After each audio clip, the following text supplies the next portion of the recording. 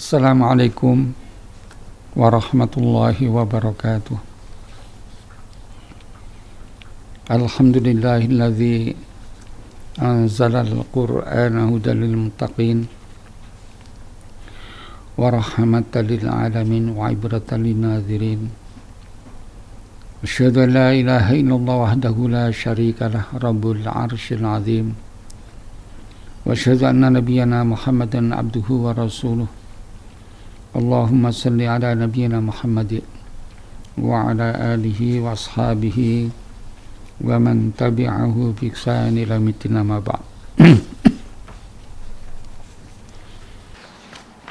Kita sekarang setelah surat Al-Fatihah kita teruskan dengan surat Al-Baqarah.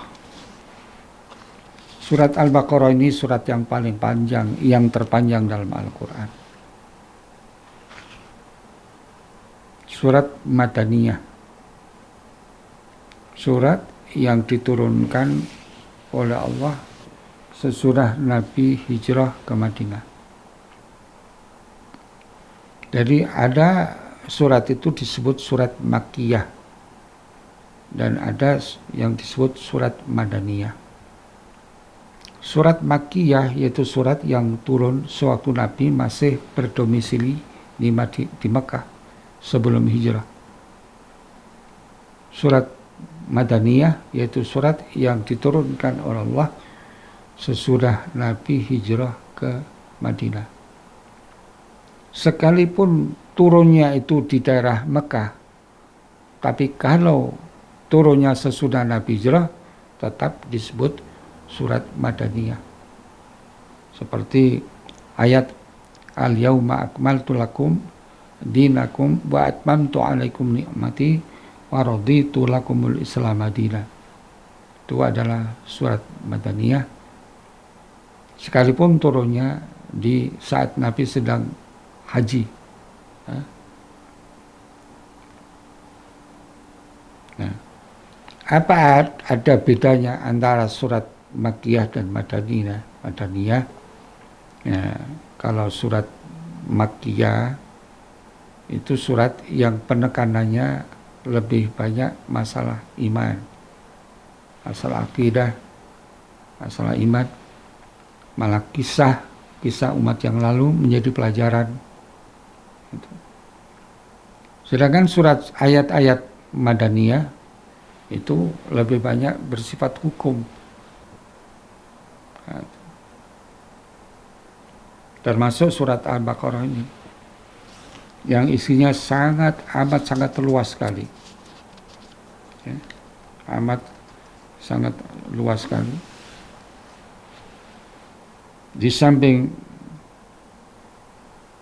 masalah akidah, yaitu masalah muamalah, masalah ibadah, muamalah, akhlak, perkawinan, perceraian, iddah, waris, itu semuanya ayat-ayat Madaniyah.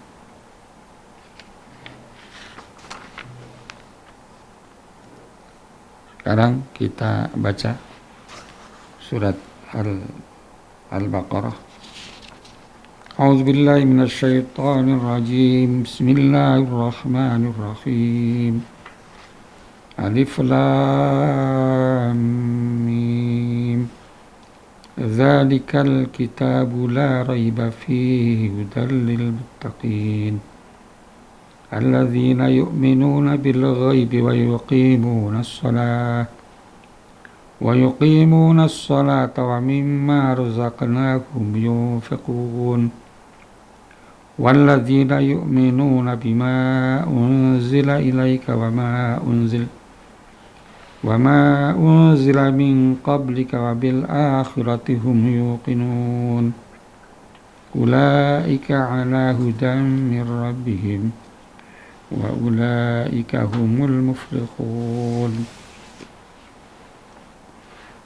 Surat Al-Baqarah ini diawali dengan menceritakan satu orang iman yang bertakwa, orang yang beriman dan bertakwa bersama sifat-sifatnya. Yang kedua, menerangkan orang kafir. Menerangkan orang kafir. Menerangkan orang yang bertakwa, iman dan bertakwa, Allah menurunkan dengan 5 ayat. Sedangkan menerangkan orang kafir hanya 2 ayat. Ayat 6 sampai ayat 7. Justru yang memakan ayat, yang banyak membutuhkan ayat, yaitu saat Allah menerangkan orang munafik. Allah menjelaskan orang munafik sangat panjang sekali. Itu sampai 20 ayat.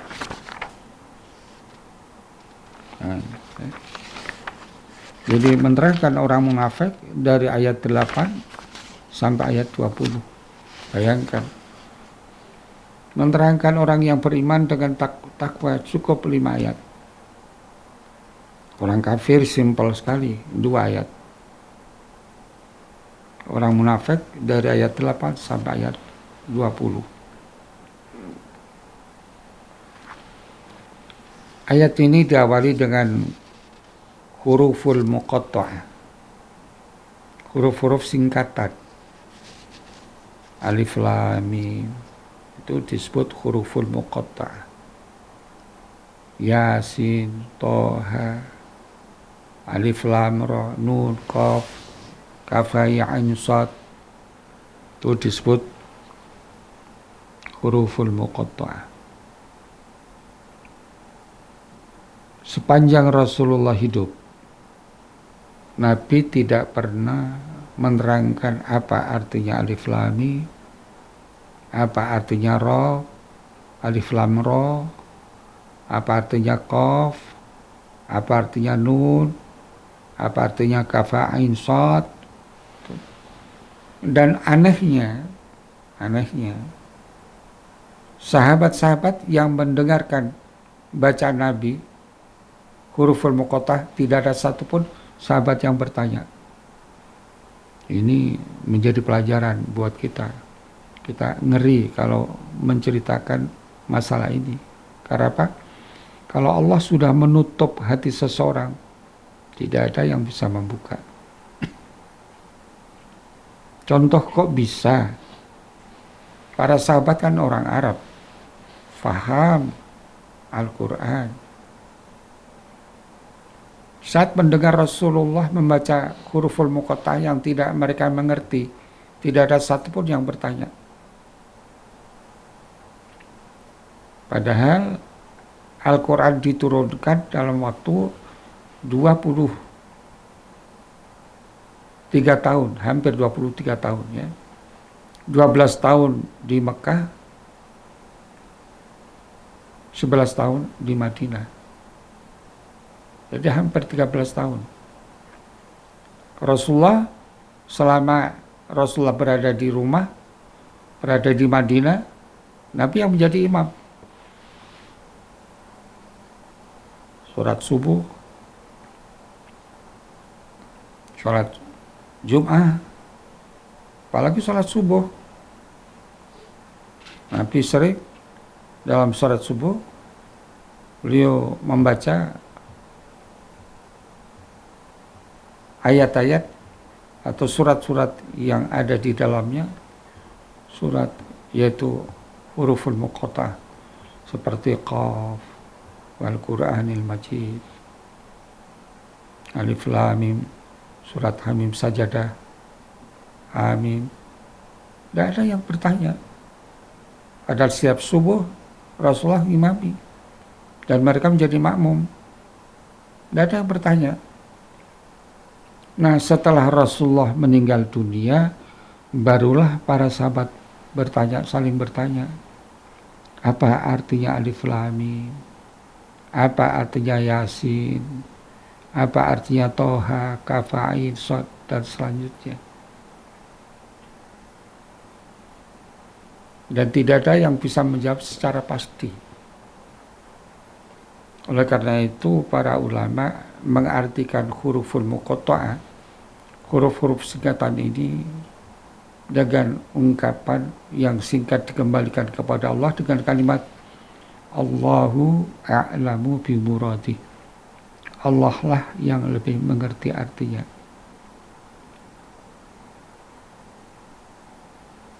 Cuma sebagian sahabat ada yang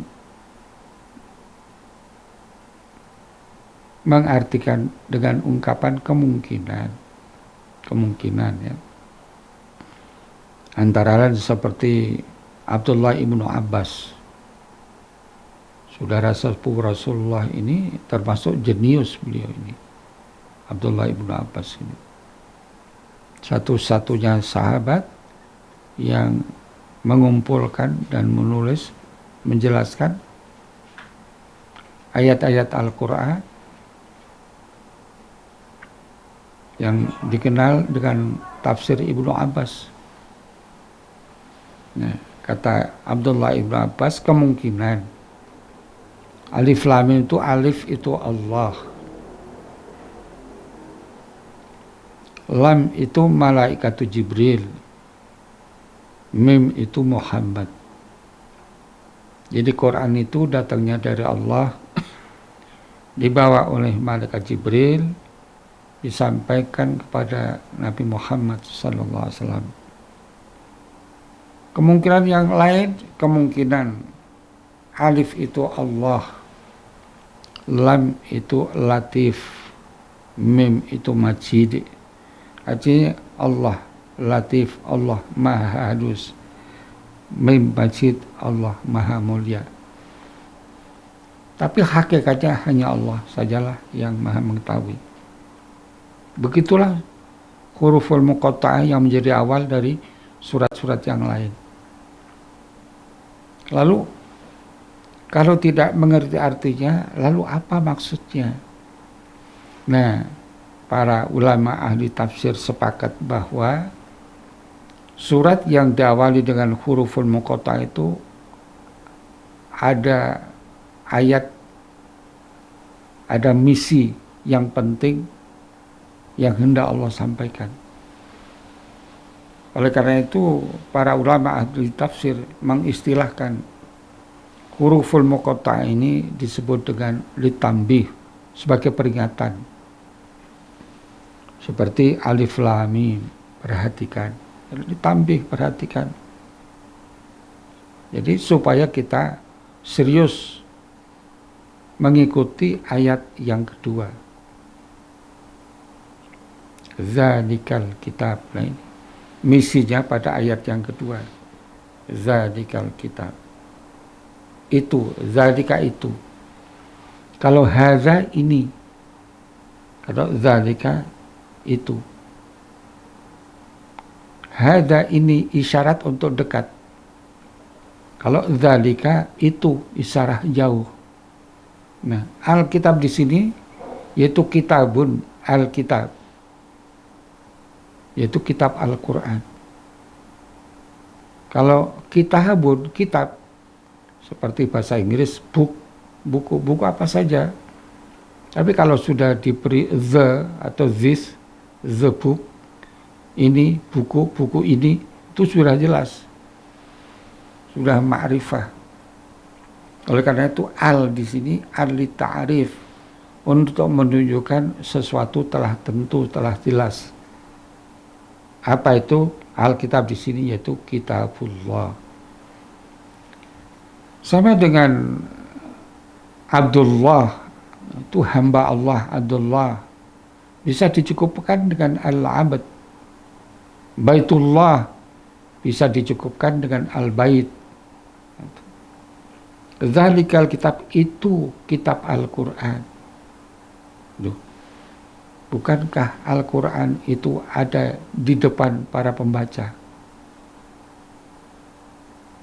Tapi mengapa Allah menggunakan zalika itu?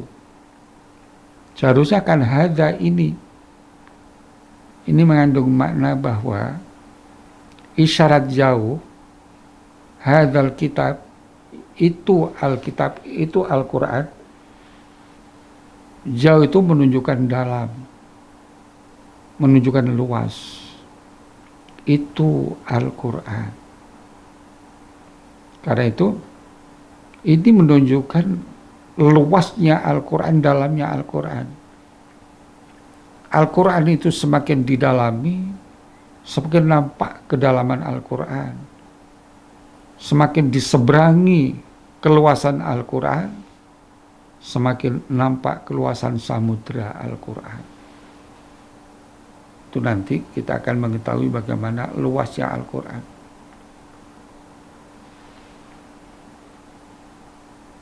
Tentang langit saja kita tidak tahu. Apalagi sampai langit kedua, ketiga sampai ketujuh, apalagi di atasnya ada Sidratil Muntaha, apalagi tentang surga. Itu dibicarakan oleh Al-Quran. Zalikal kitabu, itu Alkitab, itu Al-Quran yang sangat luas, yang sangat dalam. La raiba, tidak ada keraguan. Raib, la raiba fihi, tidak ada keraguan di dalamnya, di dalam Al-Quran. Seluruh apapun yang disampaikan oleh Al-Quran benar adanya. Karena itu jangan sampai ragu terhadap Al-Quran. Fihi, di dalamnya, di dalam Al-Quran itu hudan, petunjuk, lil muttaqin, bagi orang yang bertakwa.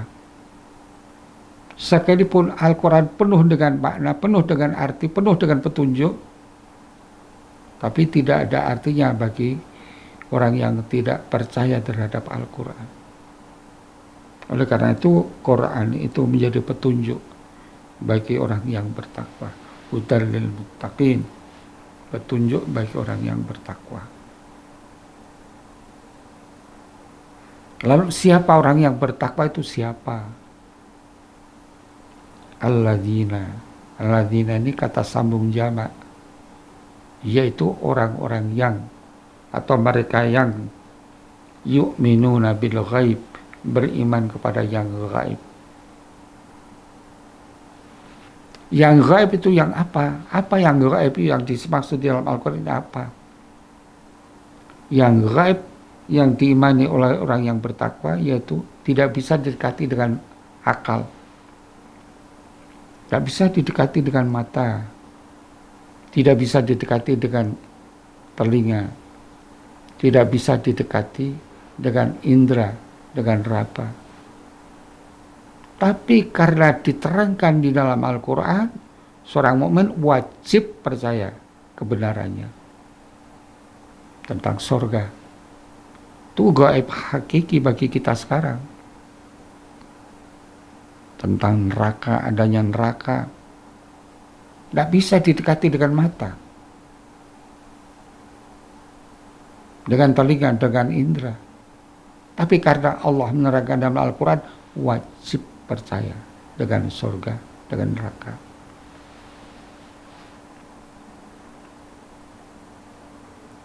Hari pembagian buku catatan amal. Karena itu Al-Quran yang menerangkannya wajib percaya.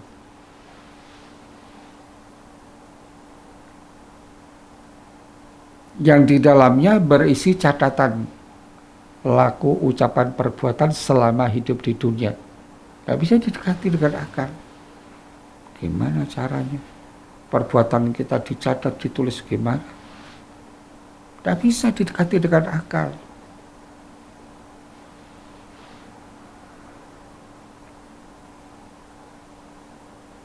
Tapi karena Allah menerangkannya, wajib percaya. Di dalam Al-Quran diterangkan nanti saat manusia menerima buku catatan amalnya. Fa'amma man utiya kitabahu biyaminih fayaqulu ha'umu qara'u kitabiyah inni dhanantu anni mulaqin hisabiyah. Pada saat orang yang beriman, bertakwa, menerima buku catatan amalnya dengan tangan kanan, saking gembira dan bangga bahagianya, sampai menyuruh kepada siapa orang yang ada di kanan kirinya, Iqra kitabi. Kitabiah. Kitabiah asalnya kitabi. Tak marbutoh di situ di dalam ilmu tafsir disebut ilmu qiraah itu tak saktah. Asalnya kitabi menjadi kitabiah. Iqra kitabi, Iqra kitabiah. Bacalah catatan amalku, baca semuanya ada. Inni dzanantu anni mulaqin hisabiyah. Memang waktu di dunia aku sudah betul-betul yakin semua amal ibadahku, semua amal-amal sedekahku, semua jariahku pasti akan aku ketahui dalam catatan, dan betul-betul sekarang semuanya ada, tidak ada yang tertinggal. Inni dzanantu anni mulaqin hisabiyah fa huwa fi 'aishatur radiyah. Orang-orang yang seperti itu nanti akan berada di dalam kehidupan yang penuh kepuasan, ridho. Harus percaya. Karena apa? Quran menjelaskannya. Jadi la raiba fi, tidak ada keraguan di dalamnya.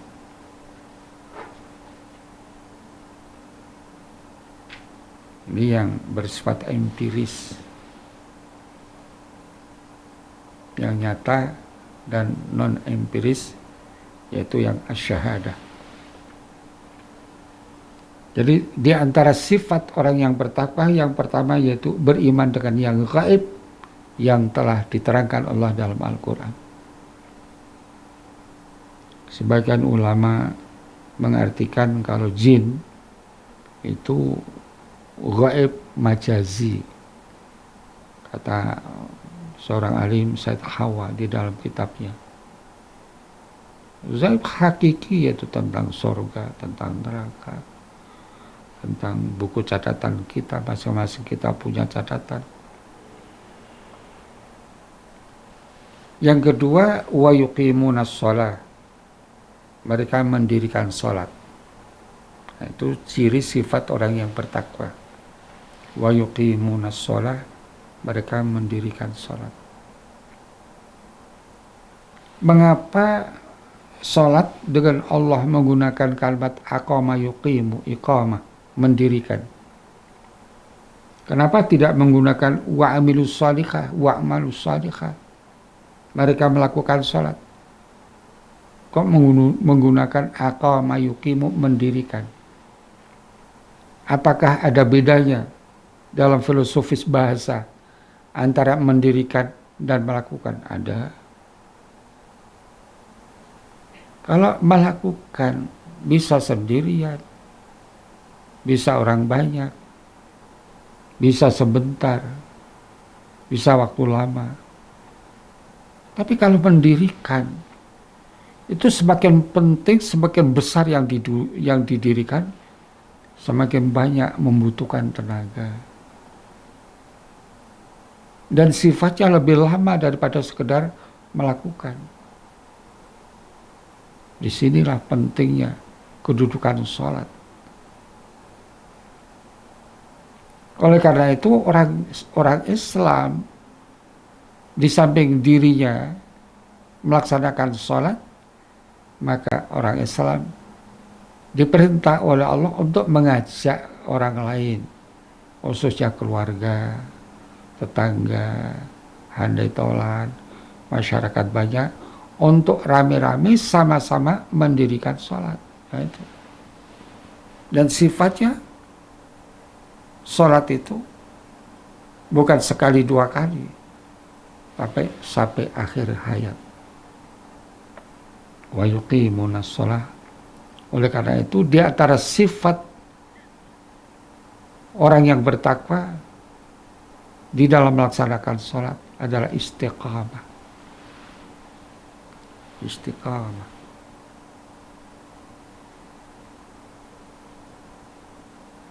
Yang ketiga, di antara sifat orang yang bertakwa, wa mimma razaqnahum yunfiqun, wa mimma, dari apa yang razaqna kami Allah rizkikan hum kepada mereka, yunfiquna, mereka membelanjakan.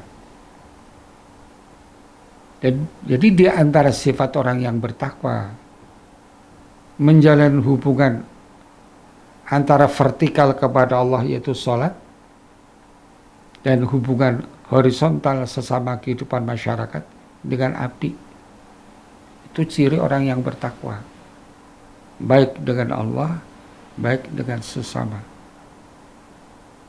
Ditandai dengan yunfiqun, membelanjakan. Membelanjakan itu ada beberapa macam yang biasa istilah terjadi dalam kehidupan masyarakat atau manusia. Membelanjakan harta ada yang untuk keluarga, yang dikenal dengan nafkah.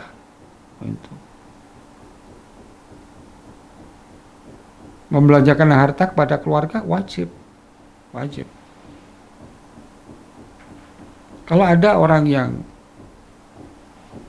yang memiliki harta tetapi tidak membelanjakan hartanya untuk keluarga, berdosa. Karena keluarga itu tanggung jawab dia.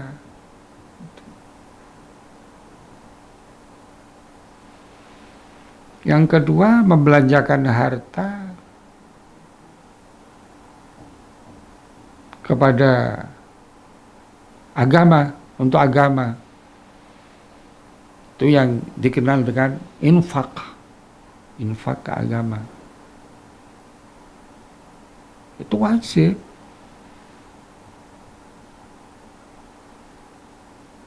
Sebab di dalam menunjukkan rasa cinta kita kepada Allah, yaitu kita harus bertanggung jawab terhadap agama Allah.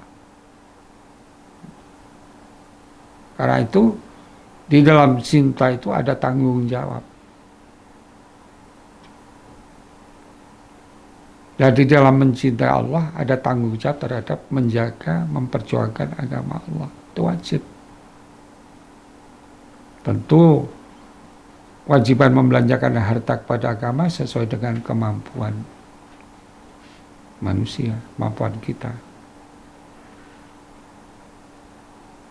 Yang ketiga, membelanjakan harta kepada sesama yang membutuhkan, wajib.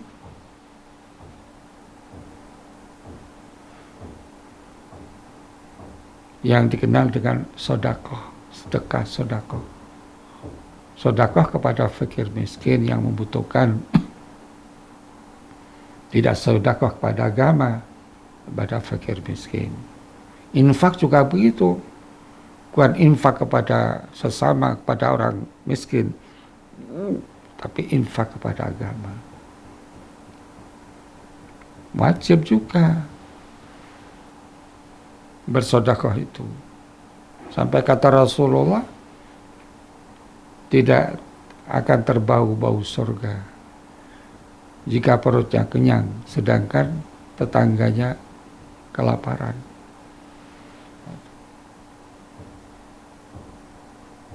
Yang keempat, ya, membelanjakan harta yang pertama untuk keluarga, dua untuk agama, tiga untuk sesama, empat membelanjakan harta yang jumlah dan waktunya telah ditetapkan, wajib juga. Yang kita kenal dengan zakat. Zakat ialah membelanjakan harta yang waktu dan jumlahnya telah ditetapkan. Zakat zira'ah, pertanian, pada waktu panen. Jumlahnya ditentukan juga. Zakat fitrah, waktunya ditentukan, jumlahnya juga ditentukan. Zakat perdagangan juga waktunya dan jumlahnya telah ditetapkan. Jadi oleh karena itu di antara sifat orang yang bertakwa yaitu membelanjakan harta. Yang membelanjakan harta itu ada 4 macam. Membelanjakan harta untuk keluarga, Membelanjakan harta untuk agama, membelanjakan agama untuk fakir miskin, dan membelanjakan harta yang jumlahnya dan waktunya telah ditetapkan, yaitu kita kenal dengan zakat. Itu sifat orang yang bertakwa. Wa mimma razaqnahum wa mimma, dan dari apa saja yang Allah berikan kepada mereka, mereka membelanjakan hartanya. Sifat orang yang bertakwa berikutnya, walladzina yu'minuna bima unzila ilaika wa ma unzila min qablik. Yaitu alladzina yu'minun, orang-orang yang beriman.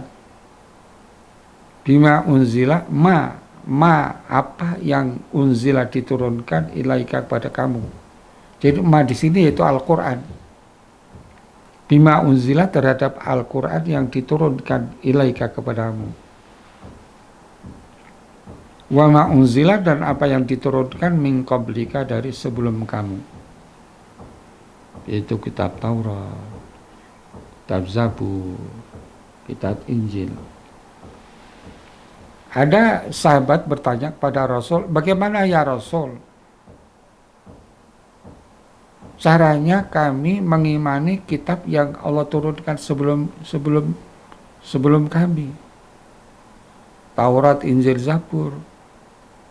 Padahal Allah berfirman di dalam Al-Quran, yuharrifunal kalima amawadihi. Kan mereka itu sudah banyak merubah ayat-ayat Taurat, ayat Injil, mereka rubah. Lalu bagaimana ya Rasul caranya kami mengimani kitab-kitab yang lalu? Nah, kata Nabi, la tusaddiquhum wa la tukadzibuhum. Kamu jangan mengingkari kitab mereka dan jangan percaya 100% kitab mereka, tetapi yakinilah bahwa Allah dulu pernah menurunkan kitab Taurat, kitab Injil, kitab Zabur. Ya, kepada Al-Quran, nah kita umat Muhammad harus kepada Al-Quran. Jadi kitab-kitab yang lalu diturunkan untuk untuk umat yang lalu. Sedangkan kita umat Muhammad yaitu dengan Al-Quran. Sekarang timbul pertanyaan, bagaimana cara kita mengimani Al-Quran itu gimana? Nah, iman itu ada 3 unsur yang tidak terpisahkan. Dengan hati, dengan ucapan, dan dengan perbuatan. Oleh karena itu iman itu at-tasdiqu bil qalb, meyakini kebenarannya dengan hati. Wal iqraru bil lisan, membenarkan dengan lisan, dengan ucapan. Yang ketiga, al-amalu bil jawarih, melakukan dengan perbuatan.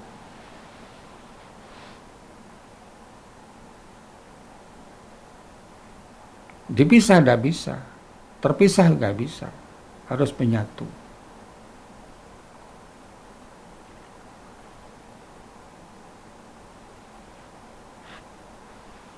Wabil akhirati, dan dengan akhirat, mereka itu yuqinun, mereka yakin.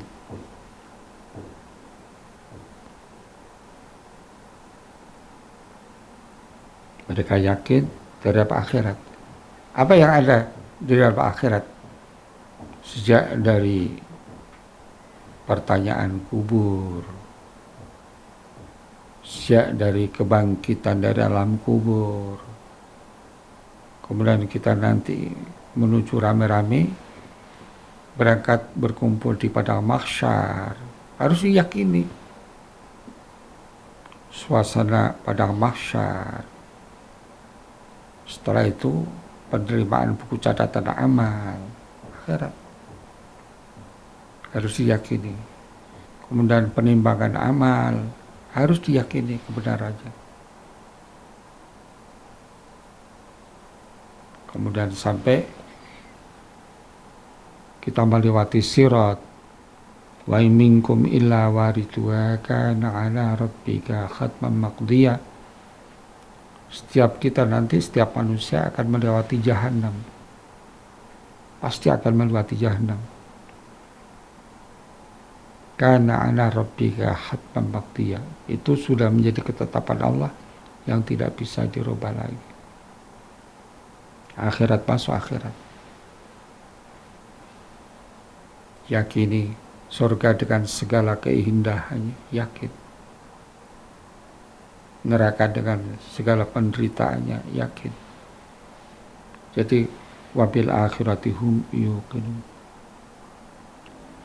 Nah, orang-orang yang seperti itu, ulaika, mereka itu ala hudan, mereka berada di dalam sepanjang hidupnya, berada dalam hutan petunjuk. Yang petunjuk itu mir rabbihim, dari Tuhan mereka. Wa ulaika, dan mereka itu hum, mereka al-muflihuna, orang-orang yang beruntung. Al-muflihun, orang-orang yang bahagia. Muflih disebut untung karena bahagia, disebut bahagia karena mereka beruntung dari dahsyatnya api neraka. Cuma hutan ini supaya lebih jelas, petunjuk ini ada dua macam. Satu hidayah irsyad, ini menurut ulama berdasarkan Al-Quran dan hadis dengan istilah yang pertama hidayah irsyad, yang kedua hidayah taufik atau hidayah i'anah. Irsyad itu petunjuk. Nah, hidayah irsyad ini untuk bisa membedakan antara hidayah irsyad dan hidayah taufik, kita coba melakukan simulasi. Contoh hidayah irsyad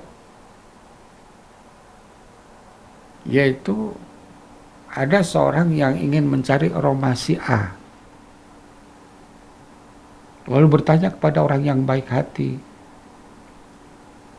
Lalu orang yang baik hati itu menunjukkan rumah si A, alamatnya dengan jelas. Ya, setelah orang yang baik hati menunjukkan alatnya dengan jelas, maka berikutnya tinggal terserah pada dia mengikuti petunjuk orang yang baik hati itu atau tidak. Tetapi setelah ditunjukkan orang yang baik hati rumah si A dengan jelas, alamatnya dengan jelas, tapi kok kemudian mencari alamatnya sendiri, dan mencari alamatnya sendiri itu kemudian mengantarkan dia masuk ke dalam jurang. Nah, jangan menyalahkan siapa-siapa, salahkan diri sendiri.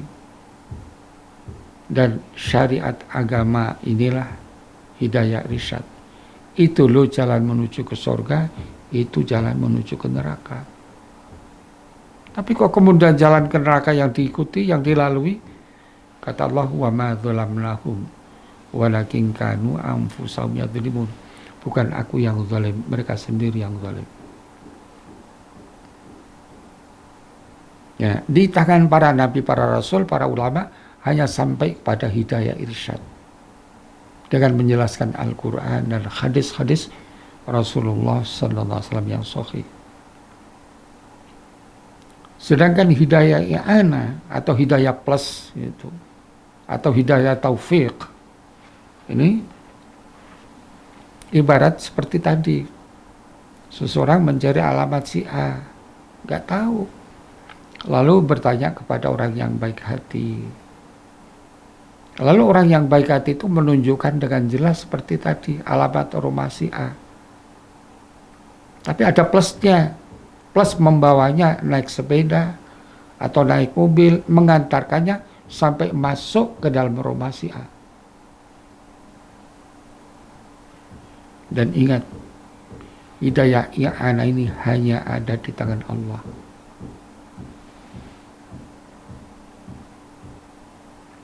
Orang yang mendapatkan hidayah i'anah dari Allah, Tidak ada satupun kekuatan yang bisa menghalang-halanginya untuk terus dekat dengan Allah. Tidak ada satupun bujuk rayu dunia yang bisa memiraukan hatinya untuk menyimpang dari jalan Allah. Karena apa? Di dalam dirinya ada kekuatan Allah, yaitu hidayah Allah. Keasyikannya, kenikmatannya, kebahagiaannya jika dia mampu melaksanakan perintah Allah.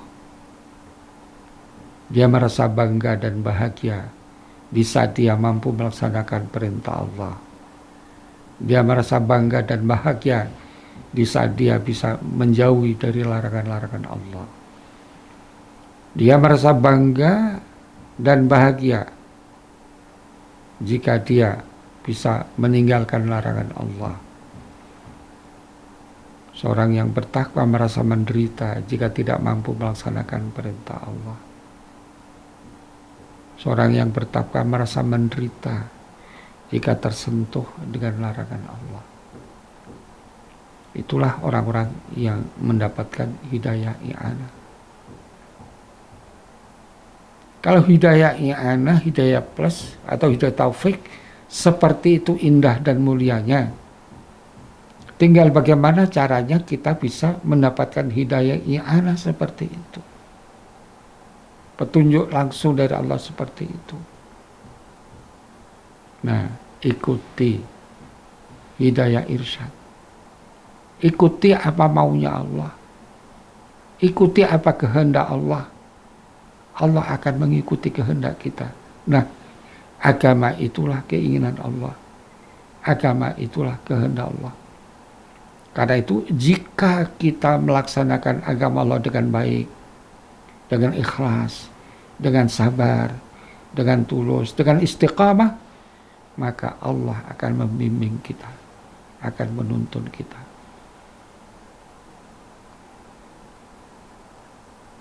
Oleh karena itu, sulit untuk mendapatkan hidayah i'anah jika orang itu suka melanggar agama Allah. Seperti dalam sebuah hadis kata Rasulullah, ikhfadillah yahfaduka. Ikhfadillah tajidhu tujahak.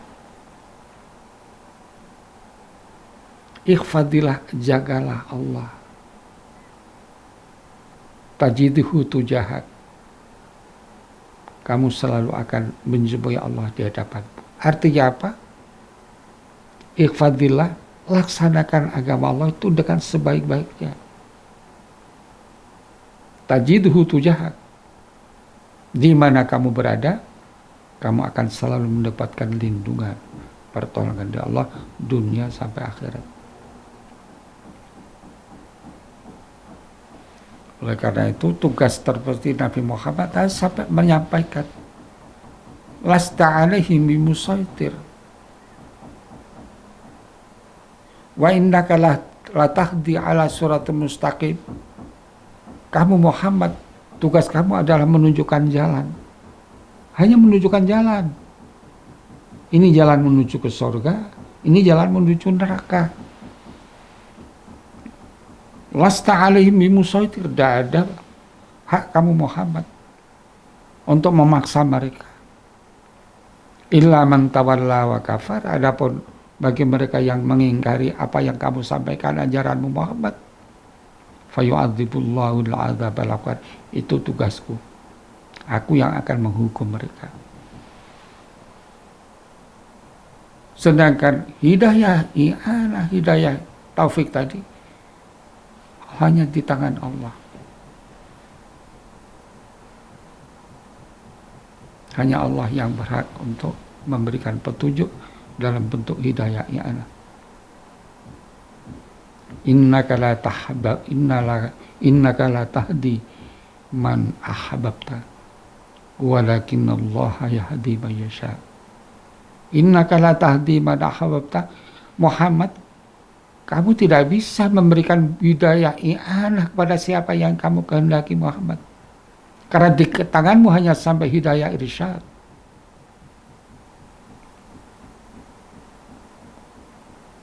Wa innaka tahdi man ahbabta. Innaka la tahdi man ahbabta walakinnallaha yahdi man yasha. Hidayah ya anak itu hanya ada di tangan Allah. Ini kunci. Oleh karena itu kalau kita ingin mendapatkan hidayah ya anak, ikuti maunya Allah, ikuti kehendak Allah. Nah, agama itulah keinginan Allah dan kehendak Allah. Dari sini bisa kita simpulkan surat Al-Baqarah ayat 1 sampai ayat 5. Antara yang satu menerangkan Al-Quran berisi wahyu Allah yang tidak ada satupun keraguan di dalamnya. Seluruhnya adalah benar. Kedua, Al-Quran adalah petunjuk bagi orang yang bertakwa. Orang yang tidak percaya nggak akan dapat petunjuk dari Al-Quran. Jadi Al-Quran menjadi petunjuk bagi orang yang bertakwa. Yang ketiga, di antara sifat orang yang bertakwa, yaitu beriman kepada yang gaib, mendirikan sholat, dan membelanjakan harta yang Allah berikan kepadanya, baik untuk keluarganya, untuk agama, dan untuk sesama. Dan ini prinsip pokok ajaran Islam. Menanamkan, memberikan kesadaran, pengertian bahwa hidup ini tidak bisa dari hubungan antara vertikal dan horizontal. Vertikal kepada Allah, salat. Horizontal kepada sesama dengan berupa sedekah, zakat, dan amal-amal kebaikan yang lain. Jadi di antara sifat orang yang bertakwa, beriman kepada yang gaib, mendirikan sholat, membelanjakan harta sesuai dengan ketetapan Allah, ketentuan Allah, dan beriman dengan wahyu, baik wahyu Al-Quran maupun hadis Rasulullah SAW. Sebab wahyu itu ada dua macam, Al-Quran dan hadis. Quran dan hadis ada persamaannya dan ada perbedaannya. Persamaannya sama-sama wahyu. Firman Allah, "Ma yantiqu 'anil hawa in huwa illa wahyun yuha." Muhammad tidak berucap begitu saja, kecuali wahyu yang diwahyukan oleh Allah.